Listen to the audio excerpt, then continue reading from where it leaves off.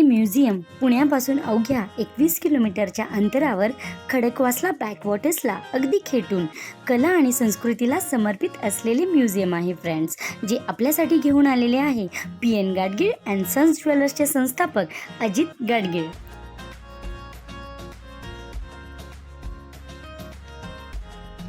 Friends, मी आज आलेली आहे झुपूरजा म्युझियममध्ये. तर फ्रेंड्स, ऐतिहासिक वारसा लाभलेलं आपलं पुणे शहर, संस्कृतीचा केंद्रबिंदू पुणे शहर, विद्येचं माहेरघर पुणे शहर, खवय्यांचा आधारस्तंभ पुणे शहर, तसंच पुणेरी पाट्यांसाठी प्रसिद्ध पुणे शहरच ना.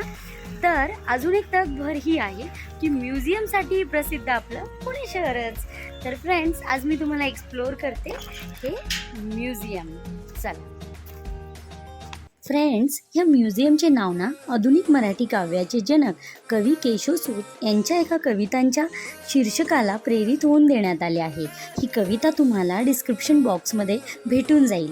म्युझियमचा टायमिंग आहे सकाळी 11 ते सायंकाळी 6 पर्यंत. दर सोमवारी फ्रेंड्स हे बंद असते आणि इथे पार्किंगसाठी खूप मोठे ग्राउंड आहे जे की निःशुल्क आहे. तर हो फ्रेंड्स, आम्ही म्युझियममध्ये एंट्री केलं आणि एंट्री केल्या समोरच एक नटराजची खूप भव्य मूर्ती होती आणि अतिशय सुरेख मूर्ती होती फ्रेंड्स. मूर्ती झाल्यानंतर तिथे 16-17व्या शतकातली भांडी पाहायला मिळाली आम्हाला. खूप चांगला संचय आहे तो. नंतर आम्हाला एक तिजोरी पाहायला मिळाली ज्याच्या आतमध्ये एक चोर कप्पा देखील आहे. मे बी तुम्हाला अंधारात दिसत नसेल हा. आणि नंतर एक लाकडावर म्हणजे ही कोरलेली मूर्ती आहे. नंतर एक पालखी पाहायला मिळेल. अगेन भांडी, परत कोरीव काम, नक्षीकाम केलेल्या सगळ्या गोष्टी तुम्हाला इथे पाहायला मिळतील.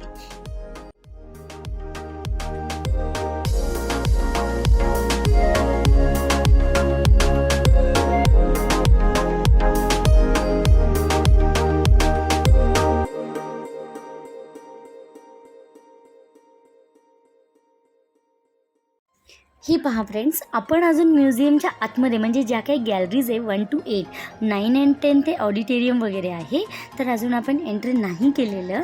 तर आत्ता आपण आतमध्ये जाणार आहोत. पण त्याच्याच अगोदर मी तुम्हाला खूप सुंदर एक शिल्प दाखवते जे तपस बिश्वास ह्यांनी बनवलेलं आहे आणि हे बनारसवरनं थेट आपल्याकडे आणण्यात आलेलं आहे. हे खूप सुंदर फ्रेंड्स आहे हे शिल्प आणि हे कास्यापासून बनवलेलं आहे. त्यानंतर फ्रेंड्स, इथनं त्याची एंट्रन्स आहे जिथे बघा खूप छान शोची झाडं आहेत, बसायला 3 बाकडे आहेत.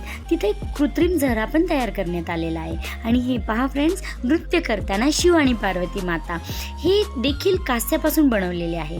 आत्ता आपण गॅलरी 1 मध्ये एंट्री करत आहोत जिथे आपल्याला डाव्या बाजूला आपल्याला पद्मभूषण कृष्ण खन्ना यांची ही कलाकृती पाहायला मिळते जी की थोडीशी डरावणी आहे फ्रेंड्स. हे पहा तुम्हीच.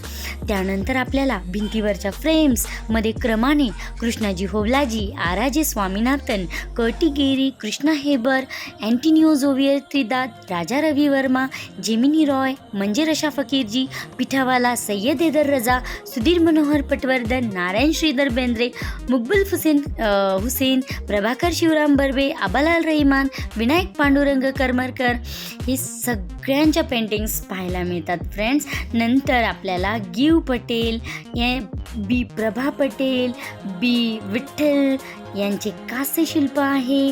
पुढे KS राधाकृष्णन, मीरा मुखर्जी यांचे कास्यशिल्प, ध्रुव मिस्त्री यांची कलाकृती ही आपल्याला पाहायला मिळते.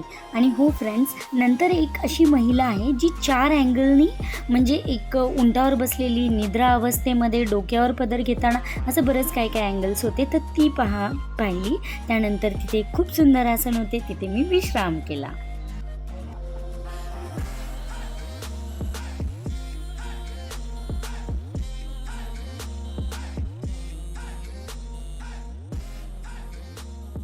तर फ्रेंड्स, आत्ता आपण निघालो सेकंड गॅलरीमध्ये. तर याची थीम होती फ्रेंड्स अंधाराकडून प्रकाशाकडे. तर अशी थीम आहे. इथे इनामगावमधल्या चाल्कोलिथिक संस्कृतीतले मातीच्या दिव्यापासून ते मेगालिथिक संस्कृतीतल्या लोखंडी दिव्यापर्यंतची माहिती दिलेली आहे. हे सगळेच्या सगळे दिवे ना फ्रेंड्स 20व्या शतकातील तेलाचे दिवे आणि मशाली आहेत. तर यातल्या काही मशाली आहेत ना फ्रेंड्स, ह्या लाकडाच्या आणि काही धातूच्या आहेत. आणि फ्रेंड्स, ही सगळी 20व्या शतकातील निरनिराळ्या धातूंनी बनवलेल्या निरनिराळ्या प्रकारच्या दिवे आपल्याला पाहायला मिळतील. ह्या समयी आहेत. इतके निरनिराळे प्रकारचे दिवे पाहून त्यावेळेसच्या कलाकारांचं खरंच कौतुक करावं तेवढं कमी आहे. आणि हा 20व्या शतकातील टेबल लॅम्प आहे फ्रेंड्स, अगदी सुरेख आहे. आणि ही सगळी लामण दिवे देखील तुम्ही बघू शकता, ही अतिशय सुरेख आहेत. इथे सगळे दिव्यांचे गाणे आणि कविता लिहिलेले आहेत. हे सगळे दिवे आणि कंदिलाचे प्रकार श्री फडके यांच्याकडून भेट आहेत. आणि ही सगळी ऑलिम्पिकची ज्योत पेटवण्याचे चित्र, जी एकता आणि बंधुता याचे प्रतीक आहे. आणि इथे दिलेले की दिव्यासाठी काय काय लागते, जसे तिळाचे तेल, कापसाची वात, पणती कशी बनवली जाते, वात कशापासून बनवली जाते, परत तुळशी वृंदावनामध्ये दिवा कसा लावला जातो. हा लटकन दिवा बघा फ्रेंड्स, खूप सुंदर आहे. आणि हे सगळे 20व्या शतकामधले ट्रेनचे आणि गाड्यांची विविध प्रकारचे सिग्नल्स आहेत. हे सगळे बल्ब आणि स्विचेस देखील 20व्या शतकातले आहेत. आणि हे सगळे वेगवेगळ्या प्रकारचे गॅस बत्ती आहेत फ्रेंड्स. हे सगळे स्टँडिंग लॅम्प्स आहे. श्री पाठक यांच्याकडून ही भेट आहे. आणि हे सगळे सायकलचे लॅम्प्स आहेत. आणि हो फ्रेंड्स, ही आहे बघा, आता हे सगळे ह्याचे लॅम्प्स आहेत. आणि आत्ता तुम्हाला मी खूप जुनी सायकल दाखवते, जी 20व्या शतकातलीच आहे. आणि 20व्या शतकातले जर्मनी लिसेक गँग प्रोजेक्टर इथे कथील आहे. आणि त्याच्या शेजारी झाजेवरची दिवे देखील आहेत. मी कागदावर पडणाऱ्या शाईचा अतिशय सुंदर करण्याचा प्रयत्न गॅलरी नंबर 3 केलेला आहे. आणि हो, याची थीम आहे प्रिंटिंग, जे की आत गेले आपल्याला ताम्रपट दिसतील, तांब्याच्या प्लेटवर लिहिलेले संदेश, माहिती अथवा हुकूम. त्यानंतर हस्तलिखित ताडपत्री दिसते, ताडाच्या पानावर हाताने लिहिलेले ग्रंथ, त्यानंतर रीड ग्रास आणि बरीच जुनी लिपी जसे की मोडी लिपी आपल्याला इथे पाहायला मिळते, जी आता कालबाह्य झालेली आहे. इथे एक पितळाचा दोत आहे, ज्यामध्ये पूर्वीच्या काळी पेनाची शाई ठेवली जायची. परत जुन्या काळातील वेगवेगळ्या प्रकारचे पेन आपल्याला इथे पाहायला मिळतात, ज्याच्यामुळे सुंदर आणि रेखीव अक्षरे काढता आली. इथे आपल्याला सम्राट अशोकचा शिलालेख पाहायला मिळतो, जो गिरनारमध्ये आढळलेला पाली भाषेचा ब्रह्मलिपीतला आहे. इथे महाराष्ट्रातील अगदी सुरुवातीचा छापखाना सांगली छापखानाबद्दल माहिती आहे, ज्यामध्ये छापलेले हत्ती, कल्पवृक्ष चित्र, पिठोरी पट आपल्याला दिसते. आणि हो फ्रेंड्स, इथे बघा ग्रामाफोन, जो आय गेस पितळचा आहे. इथे वूड ब्लॉक प्रिंटिंगचे पुन्हा छोटी लाकडी ठसे आपल्याला पाहायला मिळतात. आणि ही त्या ठस्याद्वारे केलेली प्रिंटिंग हे ओलिओग्राफ आहे. यामध्ये प्रत्येक रंगासाठी वेगळा दगड तयार करून एकावर छापून चित्र तयार केले जाते. आणि हे वेगवेगळ्या प्रकारचे बॉक्सेस आहेत, ज्याच्यावर देखील प्रिंट केले जायचे फ्रेंड्स. आता आपण गॅलरी नंबर 4 चाललो आहोत. ही गॅलरी आधुनिक भारतीय चित्रकलेचे प्रणेते प्रभाकर बर्वे यांना समर्पित आहे. प्रभाकर शिवराम बर्वे हे चित्रकार, डिझायनर, लेखक, कवी आणि विचारवंत देखील होते. ही पेंटिंग पेन आणि वॉटर कलरचा वापर करून केलेल्या आहेत. ह्या सगळ्या पेंटिंग्स बर्वे यांनी pencil, water colour, acrylic, crayon, pastel याचा वापर करून बनवलेले आहेत. फ्रेंड्स, इथे चित्र आणि वस्तुविचार हे बर्वेंनी लिहिलेलं पेंटिंगचं पुस्तक पण आहे. आता आपण गॅलरी नंबर 5 वस्त्रकती टेक्स्टाईल म्युझियम आहे, ज्यामध्ये पैठणीवर विशेष फोकस केला गेलेला आहे. इथे 18व्या शतकापासूनचे वेगवेगळ्या प्रकारचे पैठणी साडी आपल्याला पाहायला मिळतील. इथे कॉटनची, सुती, रेशमची, जरीची, नारळी काठ असलेली, असावली, अक्रोटी, गुलदस्ता, पदर असलेली, जमदानी बुट्टी, चोकडा असलेली अशा विविध प्रकारच्या पैठणी पाहायला मिळतील. आणि हो फ्रेंड्स, इथे खिडकीवर देखील पडद्याऐवजी ना पैठणीचे सुंदर नक्षीकाम आपल्याला पाहायला मिळते, हे पहा. आणि ह्या साड्या ना फ्रेंड्स पेशवाई काळातील असून पेशवे काशीबाईंनी पण वापरलेल्या आहेत. या दालनाची अप्रतिम गोष्ट म्हणजे ही रंग बदलणारी पैठणी. यामध्ये ह्या एकाच साडीला आपण केवळ टच बटनद्वारे वनपारती, चंद्रकला, गुलदस्ता, मोतीचूर, असावली अशा विविध रंगाच्या पैठणी बदलू शकतो. आता आपण गॅलरी नंबर 6 मध्ये आलोत. इथे यशोदा माता कृष्णाला वेगवेगळ्या प्रकारचे दागिने नटवतानाची पेंटिंग आहे फ्रेंड्स. आणि आतमध्ये गेल्या तिथे एक सुंदर दागिन्याने नटलेल्या स्त्रीचे दगडी शिल्प आपल्याला पाहायला मिळेल. 18व्या शतकातील व्याघ्रमुखी तोटी, लोटा, गडवा, 19व्या शतकातील चांदीची भांडी ठेवलेली आहे. प्राचीन सुवर्ण दागिने ज्यामध्ये कोल्हापुरी साज, हरपर, रेवडीमाळ, राणीचे सुवर्ण लॉकेट, बिंदी इत्यादी आहेत. तसेच पुढे देवी देवतांचे चांदीच्या छोट्याशा मूर्त्या तिथे आहेत. तसेच फ्रेंड्स पुरुषांसाठी पोची असे विविध प्रकारचे सुवर्ण दागिने आपल्याला पाहायला मिळतील. 20व्या शतकातील भातुकलीचे छोटे छोटे चांदीचे दागिने, भांडे, देव्हाऱ्याच्या चांदीने बनवलेले मिनिचर, परत लहान मुलांची चांदीची खेळणी, ग्लास आणि सिरॅमिकवर सोन्याचे नक्षीकाम केलेल्या बाटल्या व इतर वस्तू देखील तिथे आहेत फ्रेंड्स. हे पहा, हे लहान मुलांच्या खेळण्यातील छोटे छोटेसे चांदीची सगळी भांडी आहेत. खेळणी आहेत. तसेच फ्रेंड्स इथे सोन्यांचा ताराचा वापर करून बनवलेली पैठणी आहे. ही आहे ती पैठणी ज्यावर सोन्याच्या तारांचा वापर झालेला आहे. तसेच इथे विविध नक्षीकाम केलेल्या चांदीच्या गुलाबदानी, चांदीचे दोत आणि टाक म्हणजे पेन आणि इंकपॉट देखील आहे. विविध आकाराच्या चांदीने बनवलेल्या अत्तरदाणी इथे आहेत. दूध आणि पाणी, अभिषेकाच्या विविध प्रकारच्या कळशा देखील आपल्याला इथे पाहायला भेटतील.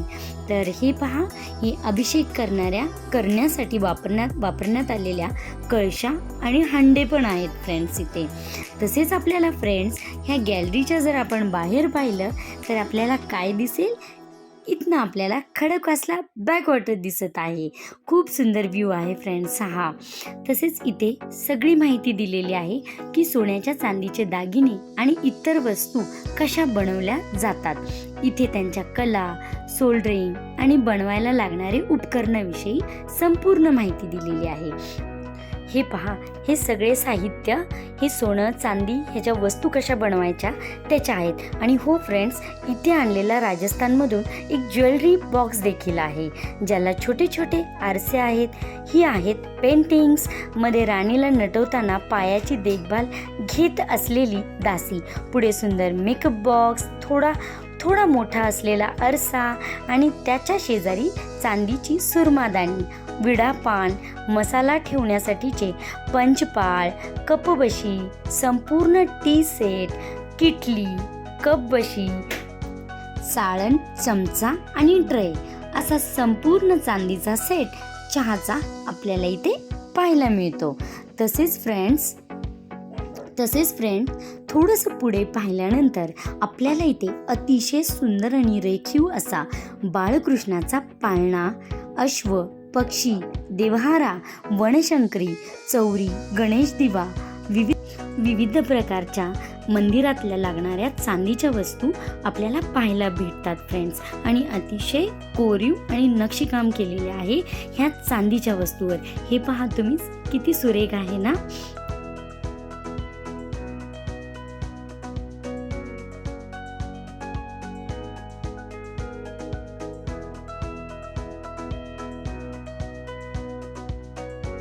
तसेच आपल्याला विविध डिझाईन्सचे आणि आकाराचे हे चांदीचे तबक देखील पाहायला मिळतात.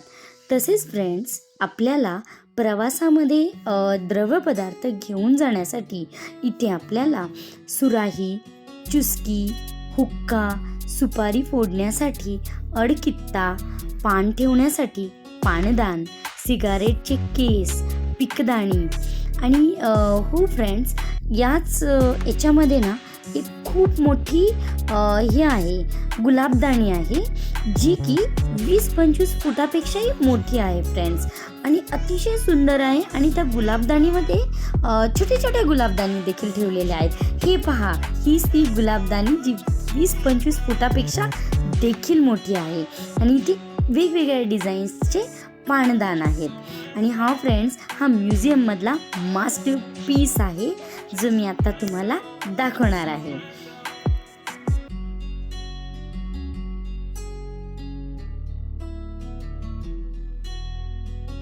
हे पहा फ्रेंड्स, तर हा आहे म्युझियममधला सगळ्यात बेस्ट मास्टरपीस, ज्याच्यावर राजा रवी वर्मनचे 6 पेंटिंगचे इम्बॉस केलेले आहेत. आणि हे पुरुषांचे दागिने, ज्यामध्ये कडे, कमरबंद आणि विविध प्रकारचे डिझाईनचे दागिने आहे. ही गॅलरी या म्युझियममधला अतिशय लक्झरी सेक्शन आहे. तर ह्या सेक्शनला तर तुम्ही मिस करूच नका फ्रेंड्स. आत्ता आपण निघालो गॅलरी नंबर 7, जी की आहे थ्रेड टू फ्रीडम. इथे आपल्याला कापडांवरचे पेंटिंग्स, विविध नक्षीकाम, सूतकताई इत्यादी विषयी अनेक माहिती मिळते. इथे गोल असं खूप सुंदर कापड ठेवलेलं आहे, ज्याच्या आतमध्ये मी आहे आणि खूप छान फिलिंग पण घेत आहे.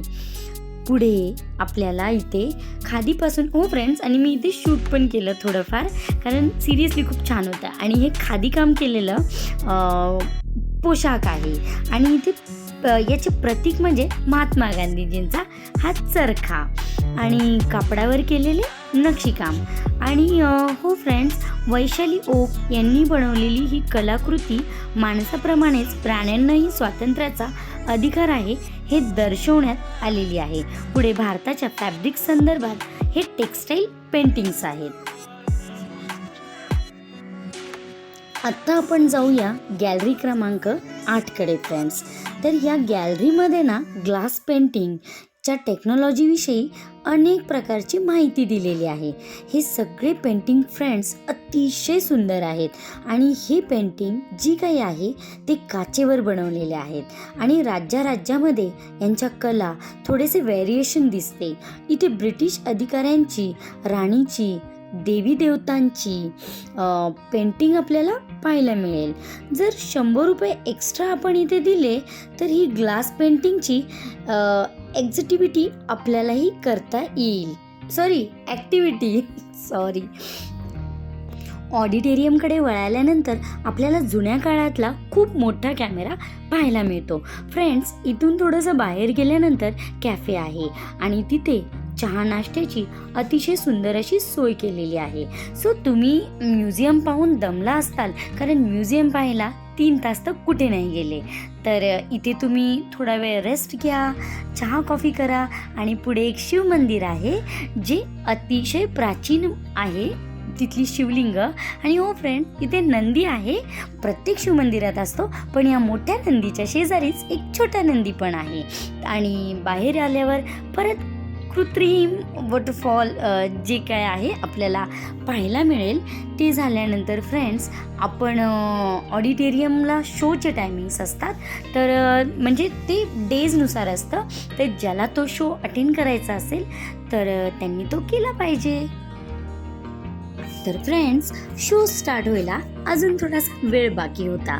तर तोपर्यंत मी आणि माझ्या मम्मीनी थोडंफार फोटोशूट केलं, कारण हा खडकवासला डॅमच्या टचलाच, बॅकवॉटर्सलाच लागून आहे ना म्युझियम. तर खूप छान व्ह्यू आहे, तर खूप छान पॉईंट्स आहेत जिथे तुम्ही फोटोशूट करू शकता. आणि फ्रेंड्स, हे जे म्युझियम आहे ना, हे अतिशय सुंदर आहे. 25 वर्षापासून अजित गाडगीळ यांनी दागिने, चित्र, शिल्पे, कापड, दिवे आणि इतर कलाकृती संग्रहित करण्याचा जो छंद जोपासला होता, त्यामुळे आपल्याला हे एवढं सुंदर आणि दुर्मिळ कलाकृतीपासून ते उत्कृष्ट चांदीचे तुकडे, जुने विनाईल रेकॉर्ड, विंटेज, चित्रपट पोस्टर इत्यादी जाहिराती गाडगीळ यांनी ह्या सर्व गोष्टी एकत्रित केलेल्या आहेत. आणि आता त्यांच्या कलेक्शनला कला व संस्कृतीचे संग्रह बनवले आहे, जे 8 एकरमध्ये पसरलेले आहे. या म्युझियमचे उद्घाटन 19 मेला झाले. सो आमचा शो स्टार्ट होणार आहे फ्रेंड्स. तर आम्ही आता आत गेलो. शो स्टार्ट होण्याच्या अगोदर असा एक काहीतरी मूवी चालू असतो यांचा, तर ज्याला जो पाहायचा आहे तो पाहू शकता. पण आमच्या शोला म्हणता म्हणता अर्धा तास होऊन गेला. सो आम्ही खूप वेळ वाट पाहिली पण शो काही सुरू नाही झाला. मग आम्ही फायनली बाहेर निघून आलो. मग बाहेर आल्यानंतर इथे खूप सारे बुक्स, पेंटिंग्सचे चिंटू आणि इथे चालू होता रॉक बॅलन्सिंग शो, जो आम्ही खूप जास्त एन्जॉय केला फ्रेंड्स. खरंच अतिशय सुंदर होता. जर हा शो तुम्हाला पाहायचा आहे ना, मे बी सॅटर्डे संडेलाच असतो, इतर वेळेस नसतो हा शो. तर आम्ही मग्न होऊन गेलो हा शो पाहता पाहता. सो आमचं झुपूरजा पूर्णपणे एक्सप्लोअर करून झालो फ्रेंड्स. तर तुम्ही देखील एकदा नक्की या म्युझियमला भेट द्या. आणि इथे बाहेर आल्यानंतर एक कला दालन आहे, ज्याच्यामध्ये तुम्हाला लाकडी बऱ्याच प्रकारच्या वेगवेगळ्या गोष्टी इथे तुम्हाला पाहायला मिळतील. तर ज्यांना परचेस करायचे त्यांनी ते घेऊ शकता. ज्या मुलांना ही रॉकेट्स म्हणजे छोटे छोटे पार्ट्स असतात, पझल टाईप आहे. परत इथं ज्वेलरी देखील आहे फ्रेंड्स, इयरिंग्स वगैरे, किचन्स. तर ज्यांना काही घ्यायचं असेल तर ते घ्या आणि एन्जॉय करा. हे म्युझियम अतिशय सुंदर म्युझियम आहे फ्रेंड्स. आणि माझा हा व्हिडिओ तुम्हाला जर आवडला असेल तर प्लीज माझ्या व्हिडिओला तुम्ही लाईक करा, शेअर करा, सबस्क्राईब करा. जे तुम्ही कधीच करत नाही कमेंट, तर त्याही करा फ्रेंड्स ह्या व्हिडिओला तरी. Okay, bye. आणि हो, ज्वेलरी घ्यायची असेल तर तीही घ्या. खूप छान छान आठवणी घेऊन आम्ही या झुपूरजातून निघालो फ्रेंड्स. चला तर मग भेटूया पुन्हा नवीन ब्लॉगमध्ये. तोपर्यंत गुड नाईट.